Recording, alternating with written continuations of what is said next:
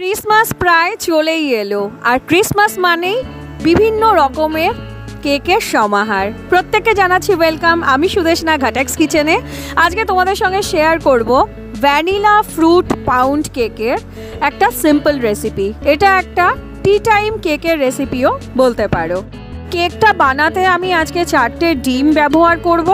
একটা একটা করে ডিমের কুসুম ডিমের সাদা অংশের সাথে মেলাবো আর ফেটিয়ে নেব।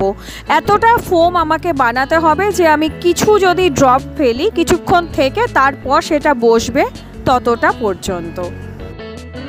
টি টাইম কেক একটু হালকা মিষ্টি হয়, তো হাফ কাপ পরিমাণ গুঁড়ো চিনি প্রথমে আমি ডিমের গোলার মধ্যে দিয়ে দিচ্ছি আর কিছুক্ষণের জন্য এটাকে ফেটিয়ে নেব। এবার অ্যাড করে দেব 1/4 কাপ পরিমাণ সাদা তেল, সেটা দিয়েও কিছুক্ষণের জন্য ফেটিয়ে নেব। এই সম্পূর্ণ প্রসেসটা কিন্তু খুব সামান্য সময়ের জন্যই আমি করব আর অবশ্যই বিটারের লো স্পিডে।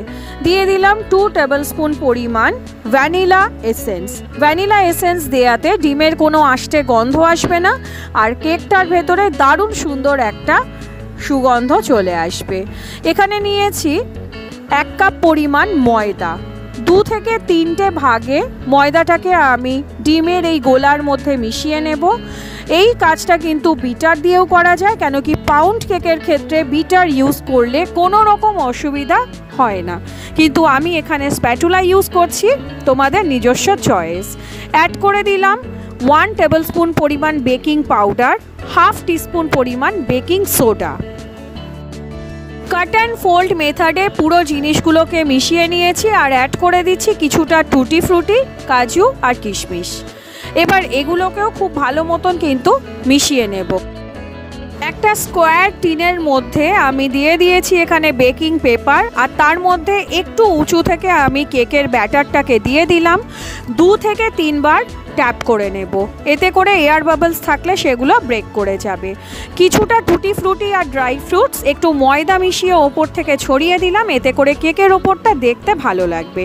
আমি এখানে কড়াইটাকে বেশ ভালো মতন গরম করে নিয়েছি। কড়াইয়ের মধ্যে একটা বাটি বসিয়ে দিয়ে দিলাম, তার উপর কেকের টিন আর ওপরের যে লিডটা আছে সেটা ছিদ্রটা একটা কাগজ দিয়ে বন্ধ করে দিলাম, এতে করে এর ভেতরটা কিন্তু মাইক্রোওয়েভের কনভেকশনের এফেক্ট এসে যাবে। এখানে দেখো কেকটা আস্তে আস্তে ফুলতে শুরু করেছে। প্রায় 55 থেকে 60 মিনিট অর্থাৎ 1 ঘন্টার কাছাকাছি আমি কিন্তু কেকটাকে বেক করেছি। আর এবার একটা নাইফ দিয়ে চেক করে নেব কেকটা কতটা ফুলেছে বা কাঁচা আছে কিনা। এখানে দেখো নাইফটা কিন্তু একেবারে ক্লিন বেরোলো। এবার এই অবস্থায় গ্যাসটাকে বন্ধ করে লিড চাপা দিয়ে আমি কেকটাকে রেখে দেব যতক্ষণ পর্যন্ত ঠান্ডা না হয়ে যাচ্ছে। ঠান্ডা হওয়ার কিছুটা আগে আমি এর ওপর থেকে ব্রাশ করে দিচ্ছি সুগার সিরাপ। 2 চামচ গুঁড়ো চিনির সঙ্গে 3 চামচ মতন জল মিশিয়ে এই সিরাপটা আমি বানিয়েছিলাম। এরপরে আরও 1 ঘন্টা মতন আমি এটাকে ঠান্ডা হতে দিয়েছি আর তারপরে কেকটাকে ডিমোল্ড করে নেওয়ার পালা। বিশ্বাস করো এই ফুল রেসিপিটা ফলো করে তোমরা যদি এই কেকটা বানাও প্রত্যেকে প্রশংসা করবে আর কেউ ধরতেই পারবে না যে এটা বাড়িতে বানানো নাকি বেকারি থেকে আনানো। এটা কিন্তু একেবারে বেকারি স্টাইল পাউন্ড কেকের একটা রেসিপি। আশা করলাম তোমাদের ভীষণ সহজ লাগলো। এর আগেও কিন্তু বেশ কয়েকটা কেকের রেসিপি আমি চ্যানেলে আপলোড করেছিলাম, সেগুলো তোমাদের খুব ভালো লেগেছে আমি জানি। এই রেসিপিটাও ট্রাই করো, আশা করছি এটাও তোমাদের খুব ভালো লাগবে। এবার এটাকে দেখি কতটা এটা স্পঞ্জি হয়েছে। খুব সফট হয়েছে, আশা করি দেখে বুঝতে পারছো। ট্রাই করো, ট্রাই করে জানিও তোমাদের এক্সপিরিয়েন্স। অবশ্যই আরও কিছু কেকের রেসিপি শেয়ার করব ক্রিসমাসের আগে। দেখা হচ্ছে নেক্সট এপিসোডে। সবাই ভালো থেকো, টাটা।